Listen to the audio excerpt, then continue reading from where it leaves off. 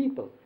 So that's how you again continue, the process is continuing to think about Baba. How will you do it? This is how you do it. And then what happens? That thinking about Baba, you see, and sharing about Baba, well, there is no end to sharing of Baba, you see, with others. Baba being infinite, you see, and you being limited, well, you have your own lifetime, which is too little. Yeah, to talk about eternity, to talk about infinity, you see. So, this helps you time and again, you see, whether it be in this very lifetime or in your next incarnation or incarnation after that, you see, to bring him closer and closer to you and keeping company with him. Then, but if you are so fortunate, if you have been thinking of him to such a degree that a stage comes in your life, Baba says, where there is no need for you to share the treasures that you have with you. They are just being shared by people who sit around you, see. And a stage does come, you see, when you just remember him in everything. The stage now comes where you glorify him in every little bit, you see. You are thinking about him at the time when you eat your food, with every morsel or every little sip that you take from teacup or from the cold drink that you have that refreshes you, you glorify him. How nice is this water? How refreshing is this coolness of the water that he has given us? What a mighty creator he is. What a beloved Lord he is, that he has given us this. And this glorification begins at a very rudimentary stage, you see, where you glorify the good things that you have around you, you see. Then you are matured in your glorification, and your maturity leads you and tends you to glorify him, that what a thing that he has given us, to appreciate all what he has given us, you see. And our appreciation then is not about our own self, but about everything that he has bestowed upon humanity on this earth and everywhere in this creation, you see. The stars, the firmament, the gravity of the earth, you see. The very breath that we breathe, the fresh air, the pollution on itself is glorified, you see, because it gives us a feeling, you see, of suffocation and makes us think of him, you see. Every little thing which humanity would call that it's a bad thing or a good thing, you see, in every little thing, the person who thinks of Baba and begins to glorify him thinks that it is for the benefit of mankind.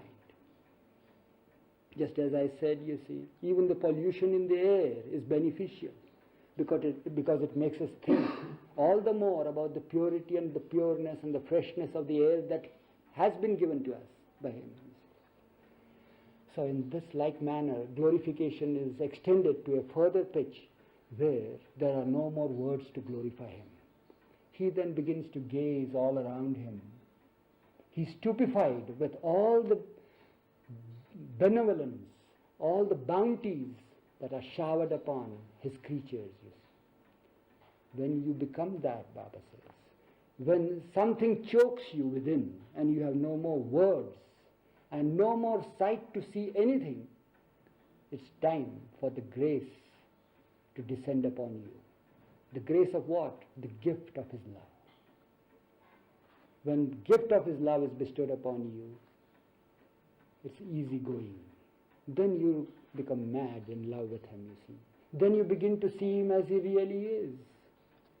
And when you see him as he really is, all that seems to be vanishes. And he alone is. But then still there is the separation between you, the viewer of the beloved, and the beloved. And then there is another stage where his grace depends upon you and you become one with him through his grace. So Baba says, when you become childlike, then you are closer to me. And then my grace of love descends upon you. And Baba says, this is all what he wants from us. You see. In the beginning, to love him. And how to love him, he has given us this. Now, apart from all these things, you see, This is a straight, high road leading on to him, you see. But then, man is so susceptible to wandering, you see. It's in his nature. There are so many factors that come into play, you see, because of the impressions that he has gathered during his long journey from the evolutionary stages to the reincarnationary processes. And these impressions need to be experienced, and therefore it leads him wandering from different places to different places, you see. So while he is thinking about Baba, I am talking only of the aspirants who are longing, craving, dying to become one with him, to see him as he really is. Our theme is just that. So in his process to love him, think of him, what happens? He is going out and sharing the treasure that he has received. Many things happen to him, you see. And